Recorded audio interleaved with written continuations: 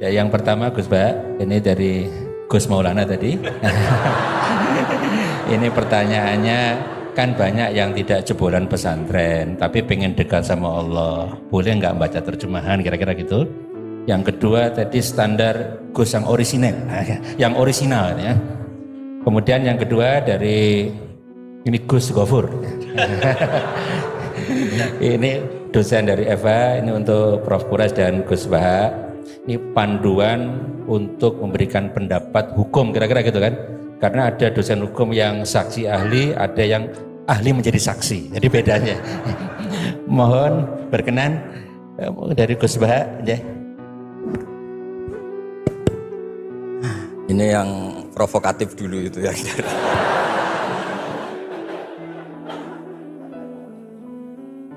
Semoga diampuni oleh Allah Ta'ala. Begini, satu itu saya tidak medsosan, tapi ya dengar-dengar laporan macam-macam lah tentang sekian pihak itu. Begini, saya cerita ini biar sampean tahu bahwa Pak Rektor ngundang saya ini tidak salah kan. Memang benar-benar pemateri yang baik. Ya kalau kata Nabi Yusuf kan ini hafizun alim, orang harus zikru manaki binafsi, orang boleh cerita kelebihannya asal itu faktual. Begini, suatu saat, ini cerita di kitab Ihya, suatu saat Nabi Musa itu sholat istisqa. Itu doa apa saja itu sudah dipakai, nggak mandi. Nabi Musa nggak mandi, tetap nggak mandi. Kata Allah, inna fihim namaman, di komunitas anda yang ikut sholat itu ada yang tukang adu-adu, namam, provokator. Maka kamu doa kayak apa tetap enggak akan saya ijabahi. Nabi Musa, ya gampang Gusti, tunjukkan orang itu siapa, nanti saya usir dari majelis.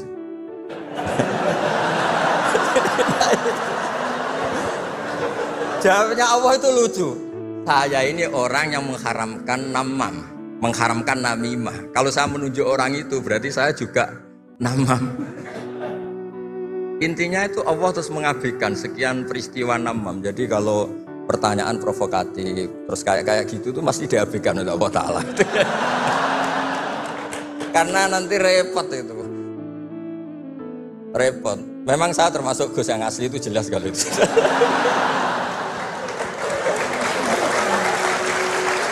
Itu, nah ini Pak Fatullah tahu betul keluarga saya karena beliau orang Jepara ngajinya di. Ya, terus masalah fatwa tadi, fatwa sosial itu atau memahami pakai terjemah begini seperti yang dikatakan Pak Kures. Ada pegangan yang umum kayak sidik, amanat, tabligh, fatwa. Itu memang lewat terjemah nggak apa-apa. Tapi ada terjemah yang nggak mengganti bahasa Arab. Misalnya kata sembahyang, mungkin perasaannya orang Bali sembahyang itu apa, perasaan kita sembahyang itu apa, itu kan subjektif. Misalnya begini, ada ayat yang agak sensitif. Ketika Anda salah paham dengan istri itu wadribuhun, fasjuruhunna fil madoji wadribuhun, itu kan riskan betul. Maka pukullah istri kamu. Pukul itu kan konotasinya itu buruk. Tapi di semua tareh, saya bilang tidak sebagian, di semua tareh itu disebut dorban ghairu mubarrihin, mukul yang tidak melukai. Jadi orang Arab itu punya adat. Kalau kecewa itu dorobu bini'al wasau. Jadi mukul itu pakai kain, pakai kacu, pakai. Nah, di Jawa kata mukul itu ya mesti kekerasan gitu. Nah, yang jenis ini itu riskan kalau dari bahasa Arab pindah ke Jawa. Jadi ada yang riskan, ada enggak. Nah, sebab itu saya sering bilang, saya ini kan belajar tafsir insya Allah lah, khatam. Cuma saya tidak suka nulis, karena sudah ada yang nulis. Karena saya nulis tentu saja dianggap top Pak Kures, jadi tidak usah nulis lah, sudah ada. Begini, yang penting saya menghormati beliau karena nulis khatam. Pentingnya nulis itu memang khatam, mulai awal A sampai Z. Pentingnya khatam itu apa? Di situ ada dialog. Ada dialog Allah sama nabinya, sama kekasihnya, bahkan sama musuhnya. Misalnya sama musuhnya. Itu Nabi Musa masih dibilangi sama Allah, faqula lahu qawlan layyinan. Ini penting saya utarakan. Nah, suatu saat Harun Ar-Rasyid ini didatangi ustadz, mungkin ustadz yang amatir lah, masih latihan ustadz, jadi masih ekstrim itu.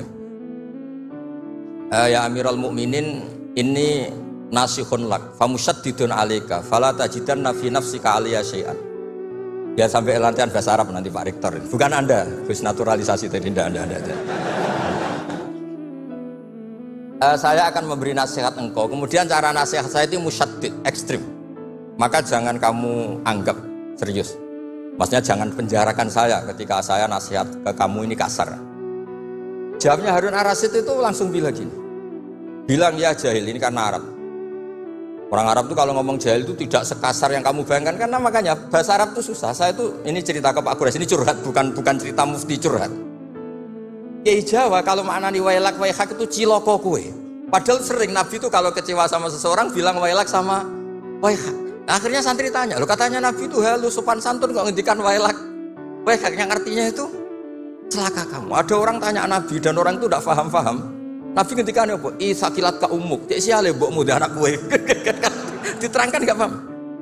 Tapi sarah-sarah kayak kitab Irsyadus Sari itu bilang gini, kalimatu tarohumin wa talatufin. Ini kalimat yang orang Arab tuh merasa dekat sehingga bilang wailak waihak. Tapi Kiai Jawa tetap saja maknani ciloko. Masalahnya di konteks itu yang dawuh itu Kanjeng. Nah, saya ngendikan ini orang Solo ini kan enggak apa-apa. Kayak bakat gitu aja terus orang gitu. Nah, yang seperti ini nggak bisa dipindah ke terjemah. Dan itu saya teliti dari sekian tradisi. Ya tadi kayak wadribuhun. Makanya terus ulama nyusuli dorban ghairu mubarrihin. Mukul tapi tidak melukai. Karena orang Arab itu biasa kecewa mukul pakai peci. Tapi kalau orang Jawa nggak berbayang. Kedua misalnya contoh mahar. Orang Arab kalau masih mahar itu banyak. Karena jumlah mahar banyak, kemudian setelah suami istri hubungan intim, setelah dicerai itu kadang kepikiran ngambil karena maharnya misalnya alpat 1 miliar gedung. Sehingga harus ada pelarangan mengambil ulang mahar. Wa in aradtum istibdala zawji makana zawji wa ataitum isdahunna qintaran fala ta'khudhu minhu syai'a. Atakhudunahu buhtana wa itsmam mubina. Wa kaifa ta'khuduna? Mahar yang sudah kamu kasihkan jangan kamu tarik lagi. Wong kamu sudah hubungan suami istri kok maharnya ditarik lagi. Jangan. Kenapa ada kata jangan ambil lagi? Karena maharnya itu alpat, gedung, uang 1 miliar. Dulu Pak Rektor ketika nikah itu seperangkat alat sholat gak dilarang juga gak akan diambil itu. Artinya gini, gak mungkin andikan Quran turun di Indonesia ada kata fala ta'khudhu minhu syai'a 100.000 seperangkat alat. Saya jadi kiai itu sampai bosen karena tiap nikahkan tuh maharnya seperangkat alat sholat. Itu kalau sudah nikah 10 tahun bentuknya sudah kayak apa ya? Itu nggak usah Allah repot-repot bilang jangan ambil lagi, jangan ambil lagi. Nah, itu kondisi yang antara kita dan tradisi Arab itu beda. Dan saya belajar tafsir sampai segitunya, makanya nggak salah lah kalau saya diundang itu nggak salah. Maksud saya yang naturalisasi tadi ya nggak usah diundang gitu loh maksudnya. Kalau nggak memenuhi kualifikasi tafsir loh ya. Ya karena kalau nggak memenuhi kualifikasi apa tafsir. Tapi jangan terus ngundang saya terus, nggak mau juga saya. Nah tadi yang pertanyaannya Pak dosen Pak Ghafur tadi. Nanti Pak Quraisy nambahin. Hukum sosial itu memang nggak pernah mengikat di semua sisi ya, karena memang patokannya itu begini. Saya ambilkan contoh di Quran ya, karena ini memang tema tafsir. Di hal-hal sosial itu kekasihnya Allah pun didhawuhi Allah begini. Wa in adri la'allahu fitnatul lakum wa mata'un ilahi. Wa ma adri ma yuf'alu bi wala bikum. Jadi Nabi misalnya mau perang, misalnya perang apa itu, Allah terus bilang, Muhammad kamu tenang saja, pasti menang. Enggak. Karena kalau dibilang begitu nanti kendelnya Nabi atau keberanian Nabi dikira karena ada jaminan tetap. Sehingga nyuwun sewu Nabi juga pernah mengalami perang menang di Badar, pernah mengalami kalah di Uhud. Jadi di bab-bab sosial itu memang Allah membiarkan hukum sosial yang berjalan. Sampai Ibnu Khaldun ngendikan begini, saya masih ingat betul dan itu saya pegang. Nabi sebagai Nabi itu kena aturan hukum sosial. Meskipun beliau punya mukjizat kayak apa, ketemu orang harus santun, ketemu anak kecil harus sayang, ketemu orang sepuh harus hormat. Andaikan Nabi bisa terbang ke langit sekalipun Mi'raj, tapi ketemu anak kecil nampar, ketemu orang sepuh ngeludahi, tetap gak diterima oleh publik. Walau kunta faddan ghalidhal qalbi lan faddu min khawlik. Betapa pentingnya tata krama sosial. Kata Ibnu Khaldun, hadza Rasulullah man uyyida bil kauni kulli. Ini Rasulullah orang yang di backup sekian alam raya, tapi sekali melanggar tata krama sosial, tetap lan faddu min khawlik, orang akan bubar. Sampai ngegoskan saya, sekarang tak pisoi. Wah Gus Pak, Gus Sopo, Gus kok mison, mesti langsung gitu. Ya coba misalnya sekarang, nyon sewu, saya ngeludahi Pak Rektor, langsung dipecat ya. Artinya tatanan sosial, meskipun saya keramat. Makanya kata Ibnu Khaldun, hadza Rasulullah man uyyida bil kauni kulli law syaa. Ini Rasulullah orang yang bisa mengendalikan alam raya karena kekasih Allah. Itu saja kena aturan, walau kunta faddan ghalidal qalbi lan faddu min khawli. Kalau engkau salah tatanan sosial Muhammad, orang akan bubar.